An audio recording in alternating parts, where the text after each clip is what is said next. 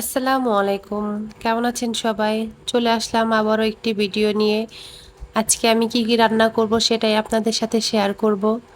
এখানে নিয়েছি আমি শিম, মূলা আর আলু। এগুলো আমি ছোট বাইলা মাছ দিয়ে রান্না করব। আর নিয়েছি এখানে একটি লাউ। এই লাউটা দিয়ে আজকে আমি ডাল রান্না করব। তো চলেন কিভাবে কি রান্না করি সেটা আপনাদের সাথে শেয়ার করি। তো প্রথমেই আমি এখানে শিম, মূলা আর আলু সব কেটে নিয়েছি। এখন এগুলোকে আমি ভালোভাবে ধুয়ে নিব।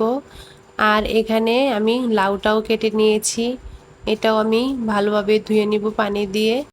তারপর আমি এখানে নিয়েছি ছোট বাইলা মাছ, এগুলোকে আমি কেটে ধুয়ে ভালোভাবে পরিষ্কার করে নিয়েছি। তো চলেন এখন রান্নাটা শুরু করি। প্রথমেই আমি চুলায় কড়াই বসিয়ে দিয়ে দিচ্ছি পরিমাণ মতো তেল।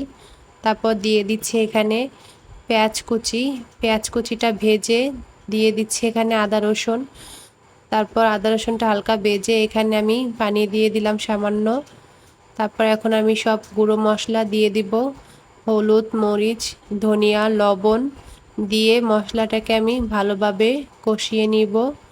মশলাটা কষানো হয়ে গেলে এখানে দিয়ে দিচ্ছি কেটে ধুয়ে রাখা মাছগুলো।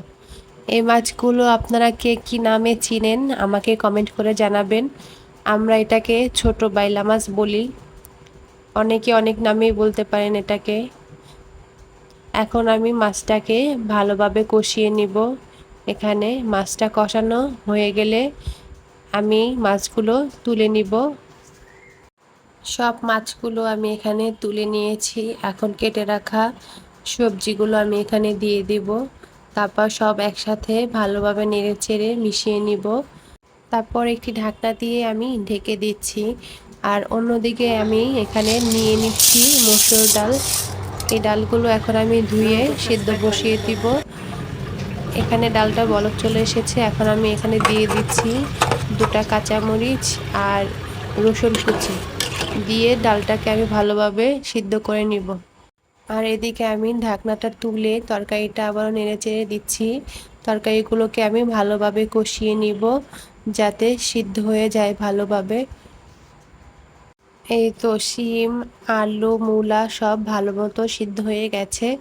এখন আমি পরিমাণ মতো পানি দিয়ে দেব এখানে। কিছুক্ষণ পর ঝোলটা ফুটে আসলে আমি এখানে কষিয়ে রাখা মাছগুলো দিয়ে দিচ্ছি। হালকাভাবে নেড়েচেড়ে নিতে হবে যাতে মাছগুলো ভেঙে না যায় এখানে। তারপর আমি এখানে দিয়ে দিচ্ছি 2-3টা কাঁচামরিচ। কিছুক্ষণ রান্না করে এখানে আমি দিয়ে দিচ্ছি ধনেপাতা কুচি। তরকারিটা আমার প্রায় হয়ে এসেছে। এখন আমি চুলা থেকে নামিয়ে নিব। এদিকে আমার ডালটাও ভালোভাবে সিদ্ধ হয়ে গেছে। এখন আমি একটি ডাল ঘুটনি দিয়ে ডালটা ভালোভাবে ঘুটে নিচ্ছি। তারপর আমি এখানে দিয়ে দিয়েছি পরিমাণ মতো পানি। আর তারপর আমি এখানে কেটে রাখা লাউগুলো দিয়ে দিচ্ছি। ডালটা ফুটে এসেছে। এখন আমি এর ভিতরে দিয়ে দিচ্ছি লবণ আর হলুদের গুঁড়ো। এগুলো দিয়ে ভালোভাবে নেড়েচেড়ে মিশিয়ে নিচ্ছি। এখন আমি লাউটা ভালোভাবে সিদ্ধ করে নিব। লাউটা সিদ্ধ হয়ে এসেছে। এখন আমি ডালটা বাগার দিয়ে দিব। তার জন্য প্রথমেই আমি এখানে একটি কড়াইয়ে দিয়ে দিচ্ছি সামান্য তেল। তারপর 2টো শুকনো মরিচ। তারপর দিয়ে দিচ্ছি এখানে রসুন কুচি আর পেঁয়াজ কুচি। এগুলোকে হালকা বাদামি করে ভেজে নিব। তারপর আমি এর ভিতরে দিয়ে দিচ্ছি কিছুটা আস্ত জিরে। ভাজা হয়ে গেছে। এখন আমি কিছুটা ডাল এখানে ঢেলে দিচ্ছি।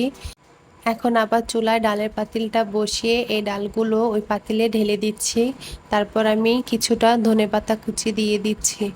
এই তো আমার ডাল রান্নাটা হয়ে গেছে। তো এই ছিল আমার আজকে রান্নাবান্না। কেমন হয়েছে সবাই কমেন্ট করে জানাবেন। আজকে এই পর্যন্তই। আল্লাহ হাফেজ।